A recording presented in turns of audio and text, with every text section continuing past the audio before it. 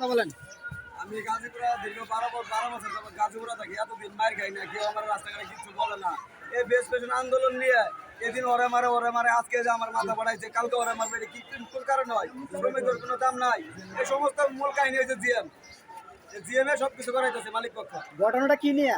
Factory আন্দোলন নিয়ে ওয়ার্কারের উপর অত্যাচার করে, বেতন বোনাস দেয় না, ঠিক মতো বোনাস কি আপনাদের ঠিকমতো দিচ্ছে? বোনাস দেয় না, বোনাস ওর দেখতে সঠিক বিচার চাই ভাই, সঠিক বিচার চাই আমরা ভাই। আর ওর লোক পুলিশে ধরাই দিছে, 5টা লোক পুলিশে ধরাই দিছে। আচ্ছা, শুনলাম যে একজন লোক ধরে নিয়ে গেছে আপনাদের অভিযোগ নিয়ে। 4জন লোক ধরে নিয়ে গেছে, কবে ধরে নিয়ে গেছে? রাত্রেবেলা ধরে নিয়ে গেছে বাটা থেকে। এখন পর্যন্ত দেয় নাই। এখন তো কোনো খবর আসে না, আমার লোক ফিরায় দেয় না। এর মধ্যে আরো আমারে মারছে। আচ্ছা, আপনারা কয়জন আহত হয়েছেন? আমরা 4-5 জন আহত হয়েছে।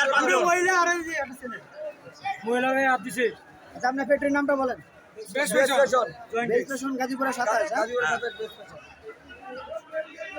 বিচার চাই, বিচার চাই, বিচার চাই, বিচার চাই, বিচার চাই, বিচার চাই। আচ্ছা, এই জায়গায়